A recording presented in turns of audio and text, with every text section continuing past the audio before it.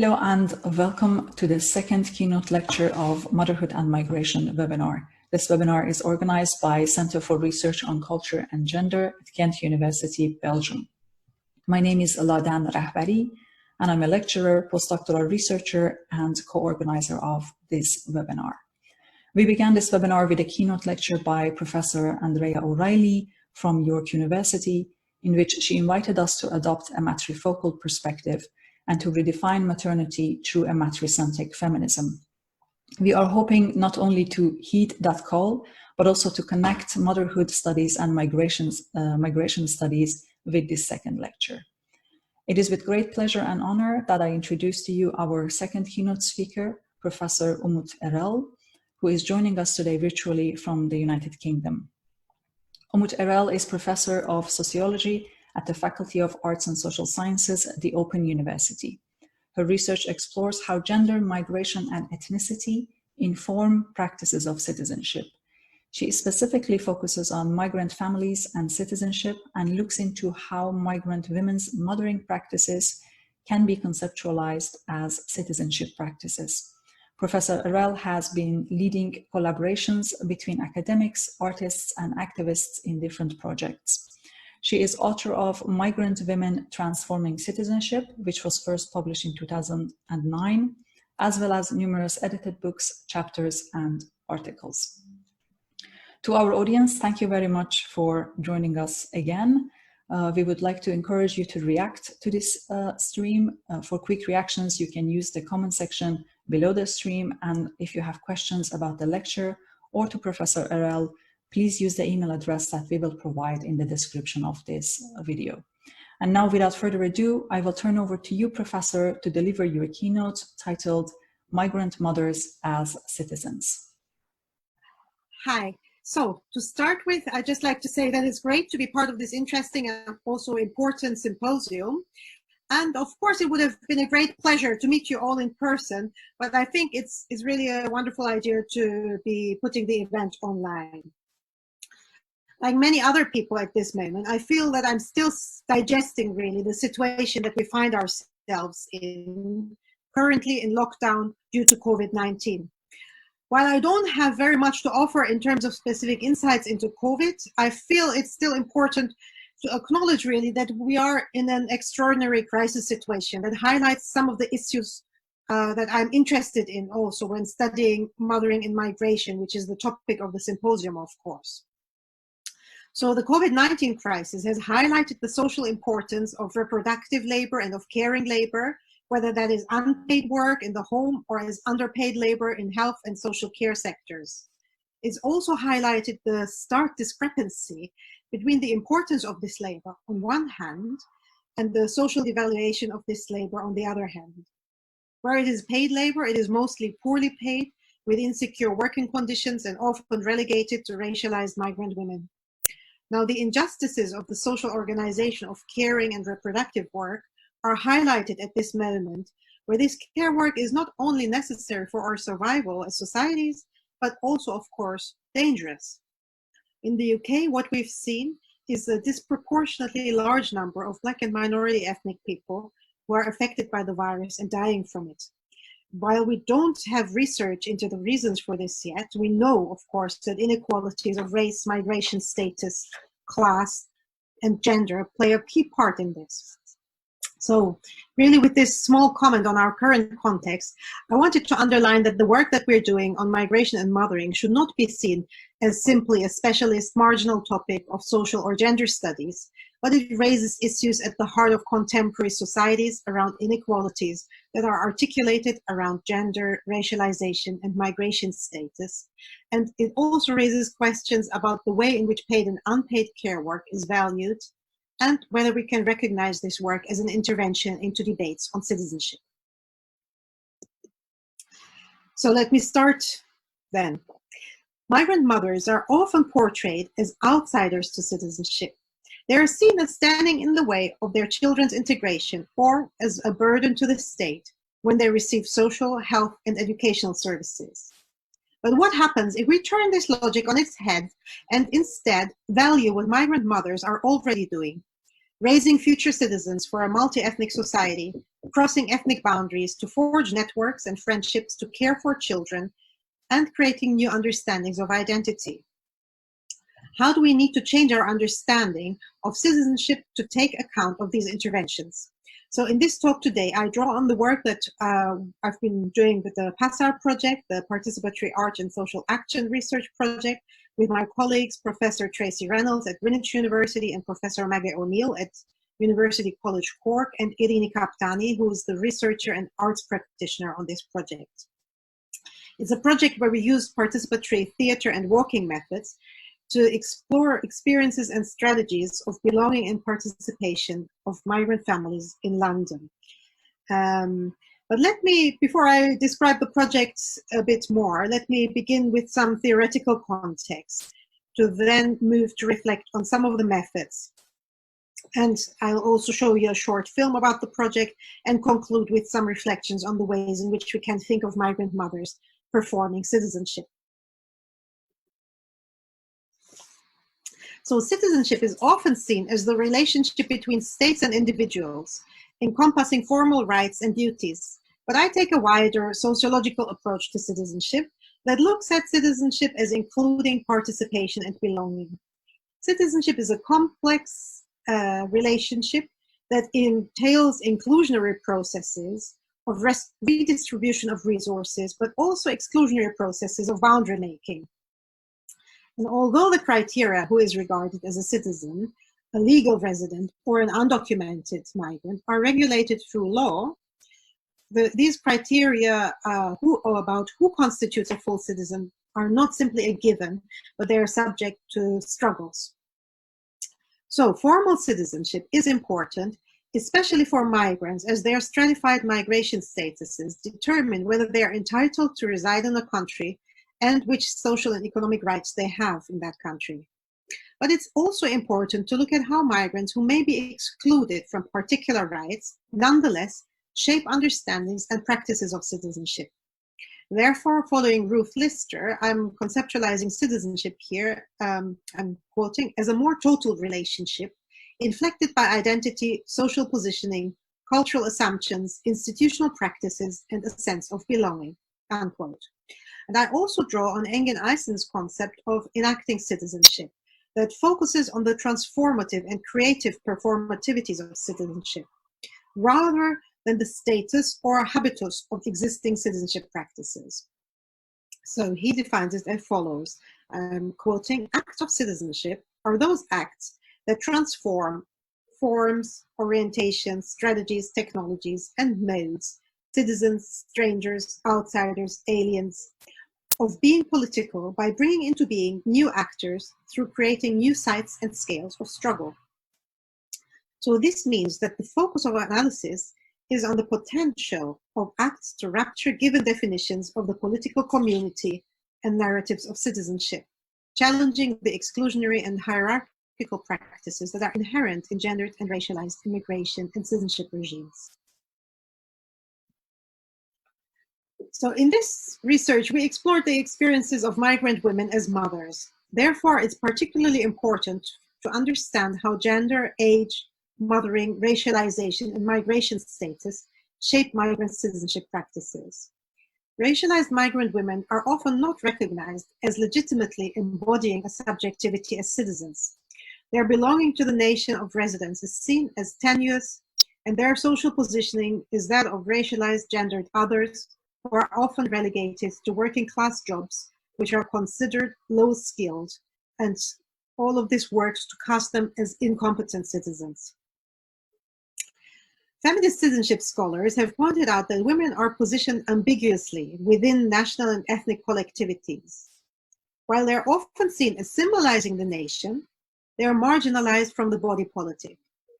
While women as mothers are central to the making of citizens, this contribution to citizenship is often naturalized and seen as part of the private realm of the family, and therefore not recognized as inherently political.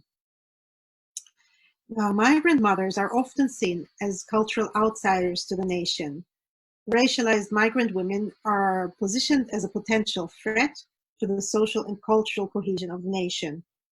they are suspected of transmitting the wrong cultural and linguistic resources to their children, with migrant mothers often blamed for a supposed lack of integration of their children or even their political radicalization. While cultural practices and resources of racialized and migrant communities are often marginalized and excluded from public representation, when migrant mothers transmit such cultural resources to their children, this can and should be seen as an aspect of equipping them with cultural identities to resist everyday racism. Patricia Hill Collins has pointed out how this culture work is essential for resisting and challenging racism, and is an important part of racialized migrant women's mothering work. As a critical aspect of challenging racism, it is therefore inherently political and should be seen as an aspect of citizenship. While mainstream public and political debates often cast migrant families as either outsiders to citizenship or not fully competent citizens, a performative notion of citizenship can then help us to change perspective. So in our research, we've not asked how migrant families need to integrate in order to fit into existing notions of citizenship. Rather, we've posited that by bringing up children, contributing economically, socially, culturally, and politically to the places in which they live, migrant families are already changing what community belonging and participation means. Therefore, what we need to ask is how we can learn from their practices to gain a new understanding of what citizenship should mean in theory, politically, and in practice in a multi-ethnic context. Now, this resonates with Aysen's suggestion to focus research on how, quoting, people creatively perform citizenship rather than following a script, unquote. And it is in this sense that through their acts, migrant mothers construct citizenship and attach meanings to rights. And it is by claiming rights that migrant mothers perform citizenship. When, despite racist and exclusionary immigration regimes, migrant families live, work, and engage in community building, they claim the right to claim rights. Furthermore, by bringing up a multi-ethnic new generation of citizens, migrant mothers change our understanding of what can legitimately form the social and cultural community on which the polity is based. So let me move on now to introduce you to the Participatory Arts and Social Action Research Project. This was a project that we ran from 2016 to 18, and it aimed to gain a better understanding of how participatory action research approaches can engage marginalized groups in research as co-producers of knowledge. And here collaboration was very much at the heart of the project, and we worked closely with Counterpoints Arts, an arts organization promoting work by migrant artists and about migration, filmmaker Marcia Chandra, whose work you'll see shortly. And she also accompanied the project throughout the different phases. And we worked with Renaisi, a family support organization, and Praxis, a migrant support and advocacy organization. And they were both crucial really in helping us to recruit participants, but also providing advice and practical help to participants when needed. And of course, finally, we worked with the Runnymede Trust, which is a race equality organization, and that was particularly on preparing our briefing papers and policy workshop. And if you have a look at the website, you'll find a number of resources there that we hope might be useful. So the project was based on research workshops, which were based on a combination of participatory theater and walking methods. And this, we found, was not only helpful in understanding the everyday lives of participants, but they also generated new knowledge. So that this knowledge was not simply something that we retrieved, but constructed in collaboration between arts, researchers, and participants. We combined participatory theater and walking methods that were based on Irini Kaptani's practice and Maggie O'Neill's practice of social research and participatory arts. In our analysis, we observed that the participatory arts-based methods were really important for exploring the potential of racialized migrant mothers to enact citizenship, to understand social oppression, making it visible from the perspective of participants, and also exploring how it can be challenged. So the project consisted of a number of strands, but today I'll be focusing on one particular strand of research, which was, oh, sorry, this is a bit slow. So, which was work with a group of families subject to the no recourse to public funds policy. This policy means that migrants who are subject to immigration control are not allowed to access many benefits, tax credits, or housing assistance. And while the policy has been effective for decades, since the introduction of the hostile environment policies in the UK in 2012, it's been widened to cover an increasing number of migrants. Now, all migrants who are deemed subject to immigration control. This includes people on spousal or student visas, migrants with leave, which is granted under family or private life rules, and dependents of a person with settled status. So migrant families often become aware that they are subject to this NRPF policy when they encounter a crisis situation, such as family breakdown, unemployment, health issues, or housing problems. It is at that point that they approach social services for support, only to find out that they're not able to access support, such as social housing or social security. As a consequence, they often find themselves pushed to the margins of society as a result of poverty and racism. Many of these families also include young children, who are among the most vulnerable people affected by the policy. Now, while the policy foresees some support to families with children, those without children are excluded from any public support, and local authorities and social service providers often make it extremely difficult for migrant families to substantively claim these rights, even when they're in theory entitled to some support. Yeah. So these precarious circumstances make it very difficult for migrants to participate in reflection and a critique of this policy, because all of their energies are focused on day-to-day survival. In our research project, we used ArtsBased, We used ArtsBased participatory methods to work with a group of migrant mothers who are affected by NRPF to enable their collective voice to be heard.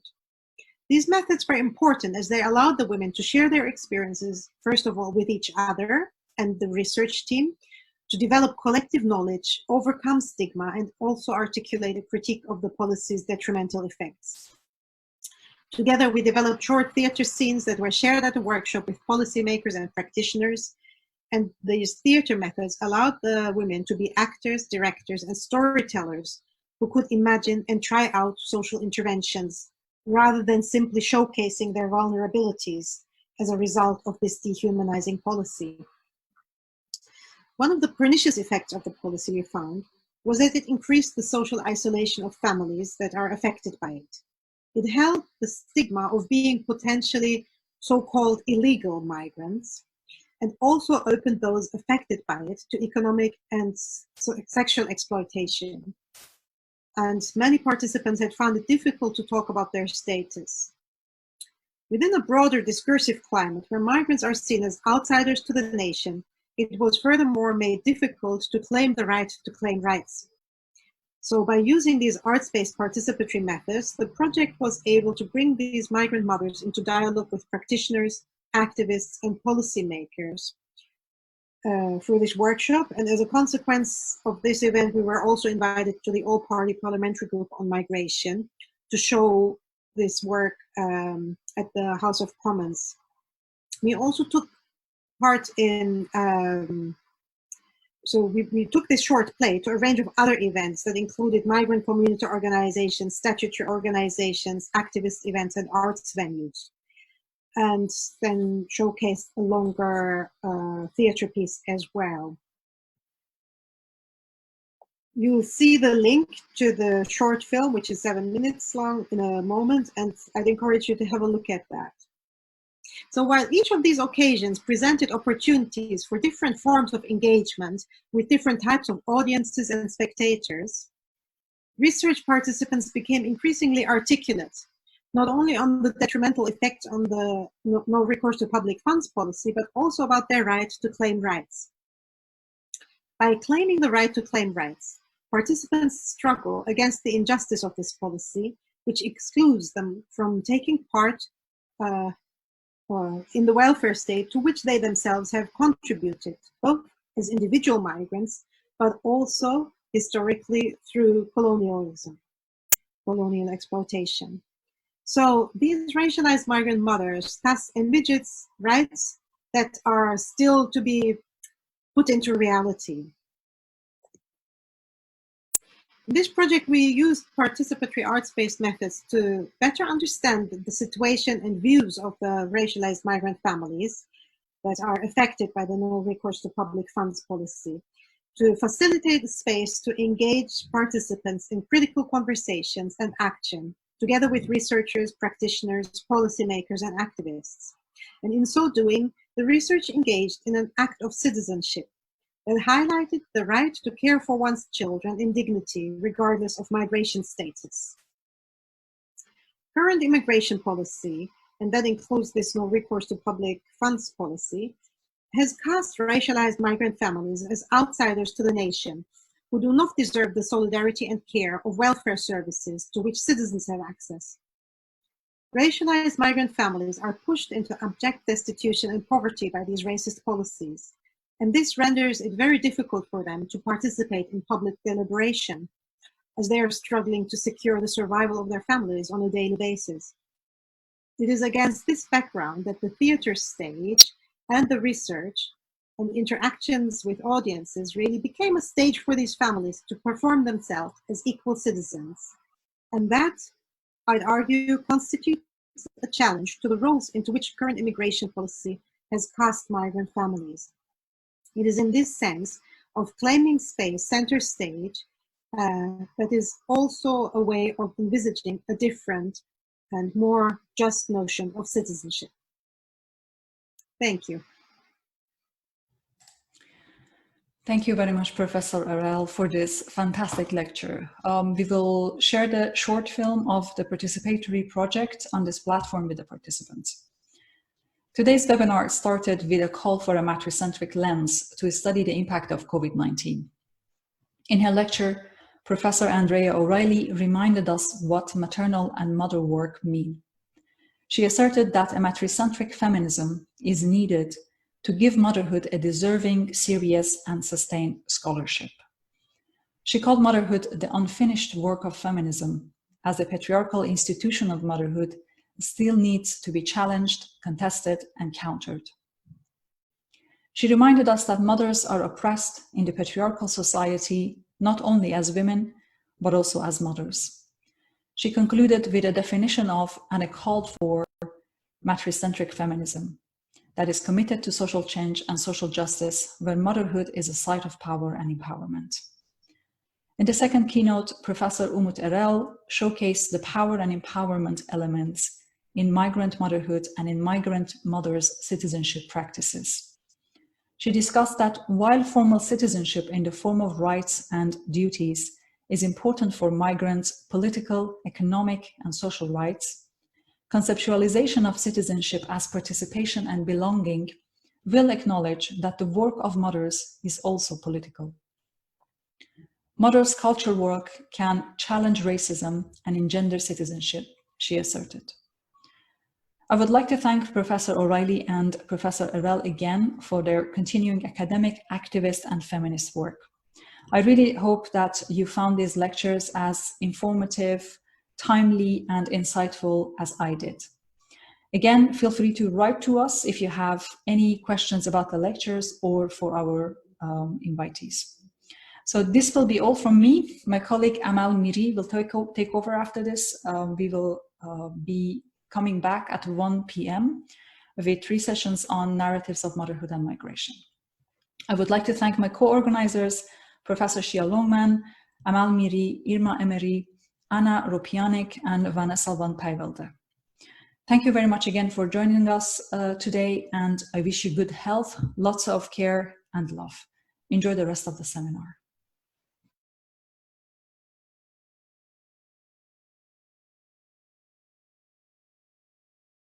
Excited. When I first came to the group, I had no idea what I was getting into. I thought it was just a group of women from different backgrounds just speaking about how they manage with everyday life in London with children, having no recourse to public funds.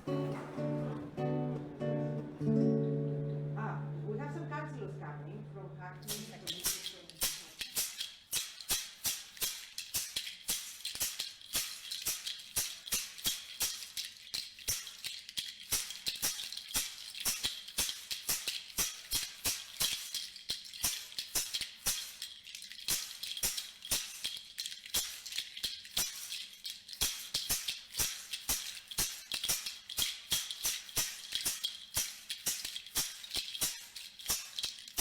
I've been homeless for like 6 months.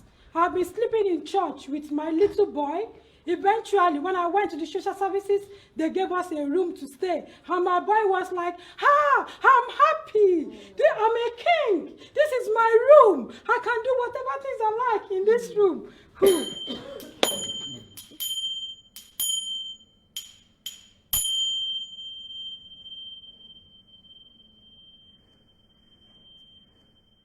Mommy, why do we have to move all the time? I don't like it, Mommy. And he keeps on, so he is very cranky all the time. Within 2 months, I've moved about five different times. So it's very, very challenging. The difficult ones was listening to how much pain, how much suffering that mothers have to go through having no recourse to public funds. It's not my identity. I'm not a migrant. Last year, that's when they stopped me from working when the immigration people came to my house. We have to build a wall around ourselves to protect ourselves, because if we don't, we just completely crumble and we take our family with us, especially our children. And I thought I was the only one going through it until I met these ladies and I felt, oh, at least somebody can identify. We all know you will do. Taking my daughter from school, from Finsbury Park, we have to take the bus to Hackney. It takes us like 30 minutes. I liked it knowing that you could actually put a map out and map out our day-to-day activities, how we manage, to work around it, having limited funds. Shouts at the train. Yeah. This is where we did this first birthday. I did it one day. So taking Umut along with me, telling her about it, showing her, it made me really feel that I was accepted. And my husband was very impressed. He said, and she came to the door? I said, yeah, she knocked at the door. Do you want to take a photograph, for this place where you come with your daughter? Each time I see them, I'm always like dodging them because I'm ashamed. I don't want them to see me. Ashamed. And actually, have it done through drama. And that itself was exhilarating because I had never seen, your life story being acted out in that way. Home office. God will punish them. Human rights, Kaka!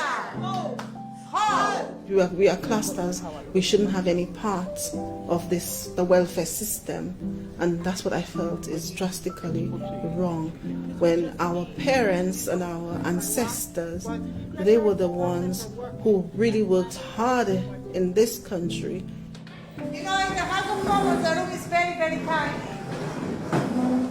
So, for a big performance in the movement, we cannot do that.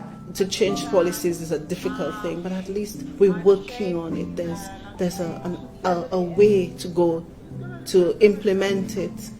It may take a long time. It may be difficult, but at least we're doing something about it, and that was really, really, really good for me. That's my number. Raphael. No, stay in buggy. Stay.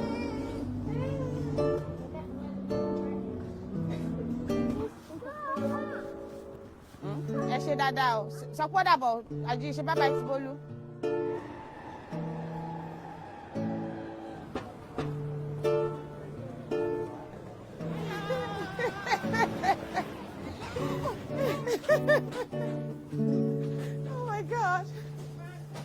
I would like you to put us in your imagination and consider yourself to be us. Believe me, no one would wake up and plan this living condition for their life. Open wide, get your product, tag it and stack it high. Good morning, team. Good morning. Good job. Well, that has been my first performance being part of the research group, and I didn't think I had the ability to. It helped to boost your confidence, and you were actually acting out what happened in your everyday life. I think it's better told through drama because you put everything into it. It's not just saying it, but actually showing it out, showing it in your body language, in your facial expression. As migrants, we still have the potential to be able to tell our story despite all the pain and the suffering, and we can tell it to them so that they can realize that we are still human beings and we've got children who need us and they need the help of the system in order to progress.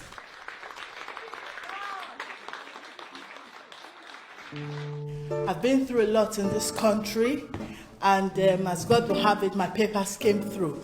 And I applied to Queen Mary University so that I can study my master's. But unfortunately, my transcript did not come on time from Nigeria, so my application was deferred to next year. So by God's grace, next year I will go and do my master's, and it's all good.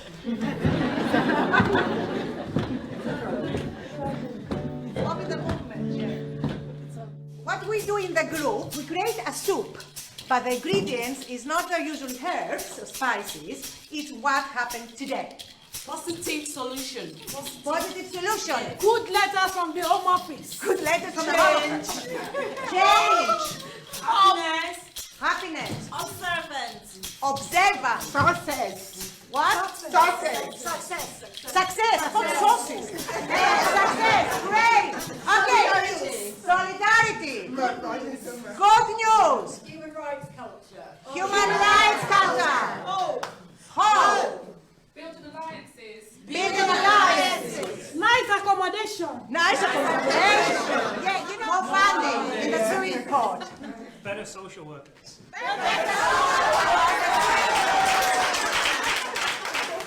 Another bit of things you want to get rid of. Throw in some righteous anger.